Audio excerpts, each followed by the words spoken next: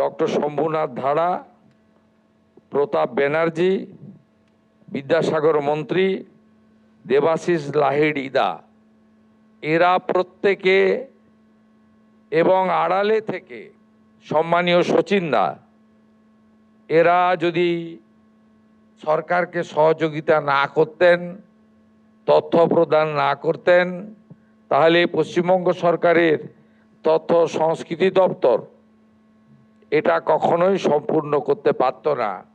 তাই লোকতন্ত্র সেনানী সংঘকে আমার অন্তর থেকে ধন্যবাদ এবং কৃতজ্ঞতা জ্ঞাপন করি।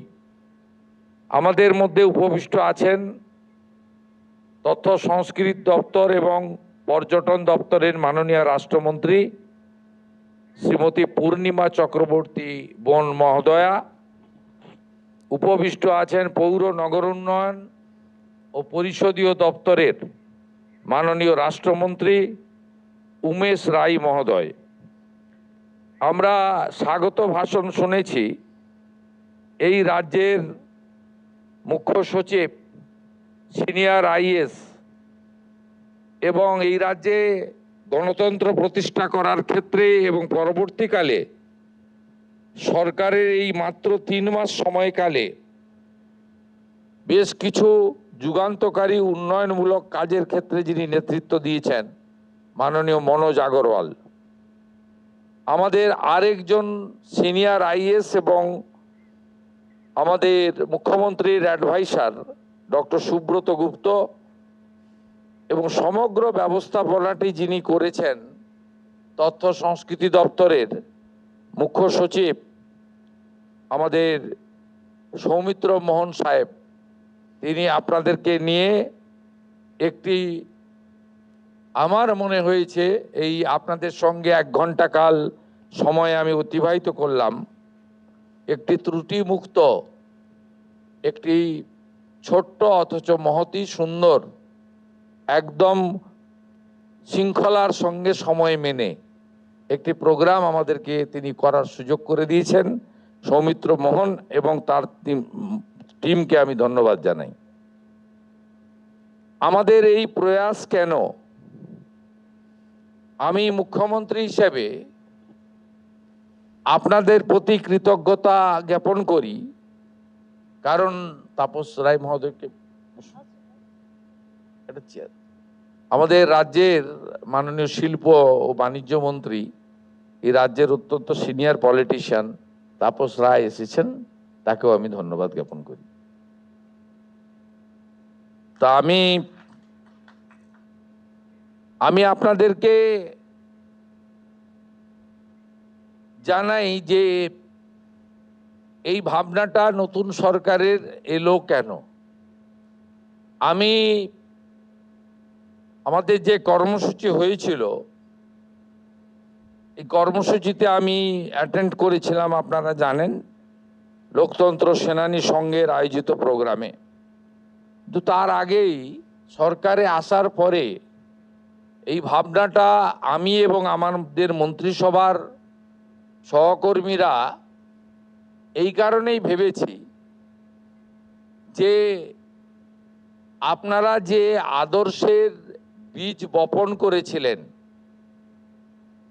যে ভিত্তি রচনা করেছিলেন, সেই ভিতের উপরে দাঁড়িয়ে কিন্তু আজকে পশ্চিমবঙ্গে আমি মুখ্যমন্ত্রী হিসেবে যে বক্তব্য রাখার সুযোগ পাচ্ছি, এর সোপান যদি কেউ তৈরি করে থাকে সেটা আপনারা। আপনাদের তৈরি করা সোপানের উপরেই ভিত্তি করে কিন্তু এই সরকারটা আজকে তৈরি হয়েছে। সময় লেগেছে, কয়েক দশক লেগেছে বিচারধারা প্রতিষ্ঠিত হতে, এবং আমরা যারা অন্য অন্য জায়গায় ছিলাম কিন্তু রাষ্ট্রবাদী ভাবনাতে আমাদের সকলের ভাবনা ছিল আমরা সবাই একত্রিত হয়ে ডক্টর শ্যামাপ্রসাদ মুখোপাধ্যায়ের যে ভাবনা, যাকে আপনারা ভিত্তি অত্যন্ত শক্তপোক্ত একটা ভিত দাঁড় করিয়েছিলেন, তাকে আমরা একটি অট্টালিকাতে পরিণত করেছি, বা আমরা বপিত বীজকে একটি বটবৃক্ষে পরিণত বা ময়ূরে পরিণত করার কাজটুকু করেছি। তাই আমরা মনে করি যে আপনাদেরকে যোগ্য সম্মান বর্তমান সরকারের দেওয়া উচিত। আমি আগের কথা বলবো না, বিশেষ করে 34 বছরের কমিউনিস্টদের রাজত্ব, 15 বছরের তৃণমূল কংগ্রেসের রাজত্বের সময়কালে ডক্টর শ্যামাপ্রসাদ মুখার্জিকে যেভাবে ভুলিয়ে দেওয়ার চেষ্টা হয়েছে, যেভাবে 1947-এর 20 জুন বাঙালি হিন্দুদের হোমল্যান্ড পশ্চিমবঙ্গ তৈরির যে প্রকৃত তথ্য বা ইতিহাসকে ভুলিয়ে দেওয়ার চেষ্টা হয়েছে, এবং ক্রমে ক্রমে রাষ্ট্রবাদ, দেশপ্রেম, ভারতীয় সংস্কৃতি এবং সনাতন সংস্কৃতি আমাদের এখানে মুছে ফেলার চেষ্টা ক্রমশ হয়েছে। সেই জায়গা থেকে আমাদের বর্তমান প্রজন্ম এবং আগামী প্রজন্মের কাছে আমরা যদি এই বিষয়গুলো তুলে ধরতে না পারি, তাহলে এই সরকার যে উদ্দেশ্য লক্ষ্য নিয়ে এই বাংলার জনতা জনার্দন 2,92,00,000 মানুষ আজকে আমাদেরকে ক্ষমতায় এনে দিয়েছেন, আমরা সেটা কিন্তু সম্পূর্ণ করতে পারবো না। তাই বর্তমান সরকারের সময়কালে আমরা যেমন বর্ডারে দেশকে, রাজ্যকে সুরক্ষিত করার জন্য বিএসএফকে জমি দেওয়ার কাজকে অগ্রাধিকার দিয়েছি, আমরা অবৈধ অনুপ্রবেশকারীকে এই পশ্চিমবঙ্গ থেকে বের করে দেওয়ার জন্য প্রয়াস শুরু করেছি। আমরা যেমন পশ্চিমবঙ্গে ভারতীয় ন্যায় সংহিতা, গুন্ডা দমন আইন এবং এখানে যে তোষণের রাজনীতি ছিল, সেই জায়গা থেকে এই রাজ্যকে ধীরে ধীরে বের করে আনার জন্য আইন সংবিধানের মধ্যে দাঁড়িয়ে প্রয়াস নিয়েছি। সাথে সাথে আমরা গত সরকারের ঘোষিত 1 বৈশাখ পশ্চিমবঙ্গ দিবসকে বাতিল করে প্রকৃত পশ্চিমবঙ্গ দিবস 20 জুন আমরা ঘোষণা করেছি, এবং মাননীয় প্রধানমন্ত্রী নরেন্দ্র মোদীজি তারকেশ্বরে, যেখানে 1946 সালে প্রথম রেজুলেশন হয়েছিল হিন্দু মহাসভার সম্মেলনের মধ্য দিয়ে, যে আমরা এখানে বাঙালি হিন্দুদের হোমল্যান্ড পশ্চিমবঙ্গ সৃষ্টি করতে হবে, আমরা পশ্চিমবঙ্গ দিবস সরকারিভাবে 20 জুন পালন করেছি। ডক্টর শ্যামাপ্রসাদ মুখার্জির আত্মবলিদান এবং তার এই পশ্চিমবঙ্গ সৃষ্টিকে সামনে রেখে কাশ্মীরের ক্ষেত্রে তার অবদান, তাকে সামনে রেখে তার 125তম জন্ম জয়ন্তী 6 জুলাই পশ্চিমবঙ্গে সাধারণ ছুটির দিন ঘোষণা করার মধ্য দিয়ে 125 ফুট উঁচু মূর্তির ভূমি পূজন সহ কলকাতার মিলন মেলা প্রাঙ্গণে একটি কেন্দ্রীয় স্বরাষ্ট্রমন্ত্রীর উপস্থিতিতে কর্মসূচির মধ্য দিয়ে আমরা ডক্টর শ্যামাপ্রসাদ মুখার্জি ভাবনা চিন্তাকে এই প্রজন্ম, আগামী প্রজন্ম, তরুণ প্রজন্মের কাছে তুলে ধরার প্রয়াস নিয়েছি, যা সারা বর্ষব্যাপী চলবে। ডক্টর শ্যামাপ্রসাদ মুখার্জির 125তম জন্মবর্ষকে পালন করার জন্য কমিটি তৈরি হয়েছে, এবং এই কমিটির চেয়ারম্যান মুখ্যমন্ত্রী এবং মেম্বার সেক্রেটারি রাজ্যের মুখ্য সচিব, যার প্রথম মিটিং আগামী 13 তারিখে অনুষ্ঠিত হবে এই সচিবালয়ে।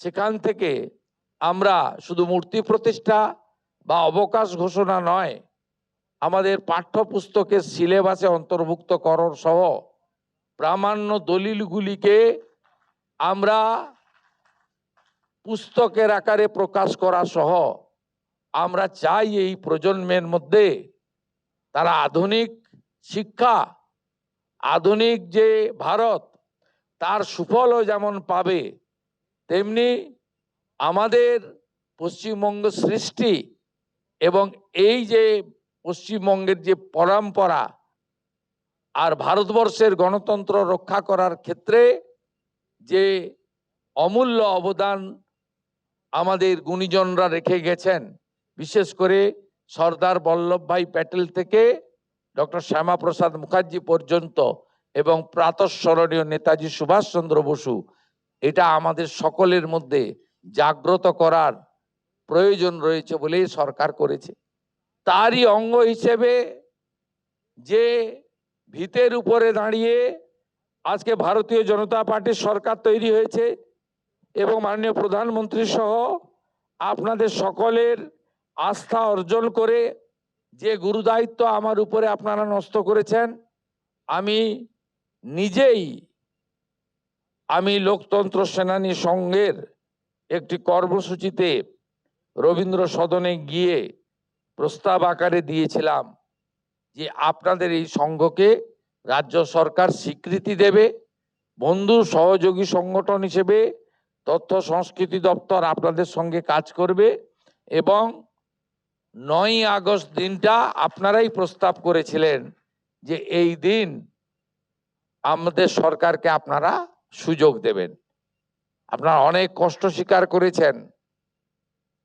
আপনারা, আমি এর আগের একটি কর্মসূচি আমাদের কলকাতা, উত্তর কলকাতায় হয়েছিল, সেখানে রথীন্দ্র মঞ্চে, সেখানে আমাদের সুনীল বাবুর বক্তব্য শুনেছি, কিভাবে তিনি দীর্ঘদিন ধরে সেই সময় সবচেয়ে বেশি দিন আমার মনে হয়, আমার পুরোটা জানা নেই, সুনীল বাবু অনেক দিন কাটিয়েছেন জেলের ভিতরে। তিনি বলেছেন সেদিনকে আমাদের অদ্বৈত দা, তিনিও তার অভিজ্ঞতার কথা বলেছেন, সেদিন প্রতাপ দাও তার অভিজ্ঞতার কথা বলেছেন। বিদ্যাসাগর মন্ত্রী মহোদয় তখন একেবারে যুবক ছিলেন, মানে তার কৈশোর, তার কথাও তিনি সেদিন একে একে তুলে ধরেছেন। সেসব স্মৃতি আমার অজানা ছিল অনেকটাই, সেদিন আমি শুনে নিজেকে সমৃদ্ধ হয়েছি এবং আগামী দিনে দেশ ও মাতৃকার একজন সন্তান হিসেবে এই দেশকে এগিয়ে নিয়ে যাওয়ার ক্ষেত্রে মাননীয় প্রধানমন্ত্রী দুটো মন্ত্র দিয়ে গেছেন, যে মন্ত্র মুখ্যমন্ত্রী হিসেবে আমি গ্রহণ করেছি, বিকাশ ভি হোগা, বিরাসত ভি হোগা। অর্থাৎ শুধু উন্নয়ন নয়, ঐতিহ্যকে বাঁচিয়ে রাখতে হবে, সংস্কৃতিকে বাঁচিয়ে রাখতে হবে। অতীত যদি কেউ ভুলে যায় তার ভবিষ্যৎ কখনো ভালো হতে পারে না। তাই অতীতে আপনাদের যে অবদান, সেই অবদানকে স্বীকৃতি দেওয়ার এই ক্ষুদ্র প্রয়াস আমরা প্রথমে মন্ত্রিসভায় সিদ্ধান্ত নিয়েছি। পরে আমাদের যে 8 মাসের বাজেট, কারণ এবছর নির্বাচন ছিল, বিগত সরকার ভোট অন অ্যাকাউন্ট করে গেছিল এপ্রিল, মে, জুন, জুলাই 4 মাসের। বর্তমান সরকারের অর্থমন্ত্রী ডক্টর স্বপন দাশগুপ্ত, তিনি 8 মাসের আমাদের বাজেট প্লেস করেন। সেই বাজেট প্লেস যখন হয়, আমরা এই লোকতন্ত্র সেনানীদের, অর্থাৎ জরুরি অবস্থাকালীন যারা জেলে কাটিয়েছেন, যাদের প্রামাণ্য নথি তথ্য আমাদের কাছে আছে বা আমরা সংগ্রহ করতে পেরেছি, তাদেরকে আমরা সম্মানিত করতে চাই। একটি তাম্র পদক আপনাদেরকে আমরা দিয়েছি। আপনারা মনে করবেন না যে পশ্চিমবঙ্গ সরকার আপনাদেরকে মাসিক অর্থ দিচ্ছে, এটা সাম্মানিক। দয়া করে এই সম্মানটা আপনারা গ্রহণ করবেন, এটা আমার বিনীত আবেদন আপনাদের কাছে। এটা এমন কিছুই নয়, অত্যন্ত আজকে দুর্মূল্যের বাজারে এটা কিছুই নয়, কিন্তু আমরা মনে করি যে আমাদের আজকে নতুন প্রজন্ম, তাদের জানা উচিত, তাদের যেমন জানা উচিত বিভীষিকাময় দেশভাগ, 47-এর দেশভাগ, স্বাধীনতা আমাদের আনন্দের। আমরা ইতিমধ্যে হর ঘর তেরঙ্গার কাজ শুরু করেছি, তেরঙ্গা যাত্রা করছি। কালকেও কলকাতাতে নেতাজি মূর্তি থেকে বিড়লা তারামণ্ডলের 7ম গেট পর্যন্ত 50,000 মানুষ তেরঙ্গা নিয়ে হাঁটবেন রাজ্য সরকারের উদ্যোগে। এই প্রথম রাজ্য সরকার 70 লক্ষ বাড়িতে তেরঙ্গা পৌঁছে দেওয়ার কাজ করছে। এই প্রথম পশ্চিমবঙ্গ সরকার প্রধানমন্ত্রীর হর ঘর তেরঙ্গা কর্মসূচিতে যুক্ত হচ্ছে। আনন্দের গর্বে স্বাধীনতা যেমন আছে, তেমনি আমাদের বিভীষিকাময় দেশভাগের যন্ত্রণাও আছে। কোটি কোটি লক্ষ লক্ষ মানুষ শুধুমাত্র নিজের ধর্ম বাঁচানোর জন্য সম্পত্তি ফেলে দিয়ে এক কাপড়ে ওপার থেকে, কেউ পাকিস্তান থেকে, কেউ বর্তমান বাংলাদেশ, তদানীন্তন অবিভক্ত পাকিস্তান থেকে আমাদের এই দেশে বা এই রাজ্যে এসেছেন। তারপরে এই যে জরুরি অবস্থার মধ্য দিয়ে ভারতবর্ষ কার্যত যে কায়দায় কমিউনিস্টরা চীন চালায়, যে কায়দায় অত্যাচারী উত্তর কোরিয়ার শাসক উত্তর কোরিয়া চালায়, আজকে যদি জরুরি অবস্থার বিরুদ্ধে আপনারা জনসংঘর্ষ সমিতি তৈরি করে এই গণ আন্দোলন না তৈরি করতে পারতেন, আপনারা যদি জেলে মাসের পর মাস কাটিয়ে ত্যাগ, কৃচ্ছ সাধন, অত্যাচার আপনারা সহ্য না করতে পারতেন, তাহলে আজকে ভারতবর্ষে গণতন্ত্র, সংবিধান, সংসদীয় ব্যবস্থা, ভোটাধিকার এবং এই যে আমরা ওয়ার্ল্ড লার্জেস্ট ডেমোক্রেসি হিসেবে নিজেদেরকে দাবি করি, এটা হতো না। নয় চীনের মতো চলতো যেমন কমিউনিস্টরা চালায়, নইলে উত্তর কোরিয়ার ওই কিম জং না কি নাম, ওর মতো চলতো। সেই জায়গা থেকে আপনারা আমাদেরকে বাঁচিয়ে দিয়েছেন। তাই পশ্চিমবঙ্গের রাষ্ট্রবাদী সরকার প্রথম তৈরি হয়েছে, যে সরকার মনে করে রাষ্ট্র সর্বোপরি। সেই সরকার যারা আমাদেরকে গণতন্ত্র রক্ষা করার ক্ষেত্রে বাঁচিয়ে দিয়েছেন, তাদেরকে সম্মানিত করে আপনারা কতটা সম্মানিত হলেন সেটা আপনাদের মন জানে। আমরা ভীষণ সম্মানিত, আমরা ভীষণ গর্বিত যে আমাদের আহ্বানে আপনারা আজকে এখানে এসে আমাদের হাত থেকে এটা গ্রহণ করলেন। এবং ভবিষ্যতে চলার পথে লোকতন্ত্র সেনানী সংঘ আমাদের সরকারকে যে কোনো পরামর্শ তথ্য দিলে আমরা সেই পরামর্শ, সেই তথ্যকে সংরক্ষণ করব এবং সেই পরামর্শকে আমাদের ক্যাবিনেট, বিধানসভা, আইন এবং নিয়মের মধ্যে থেকে যেটা গ্রহণ করা সম্ভব সেটা আমরা গ্রহণও করব। এই প্রতিশ্রুতি দিয়ে লোকতন্ত্র সেনানী সংঘকে আমাদের প্রিন্সিপাল সেক্রেটারি ডক্টর সৌমিত্র মোহন, তথ্য সংস্কৃতি দপ্তর, তার সঙ্গে ঘনিষ্ঠ যোগাযোগ রাখার পরামর্শ দিয়ে আমি আমার কথা শেষ করলাম। জয় হিন্দ। এবিপি আনন্দ, এগিয়ে থাকে, এগিয়ে রাখে।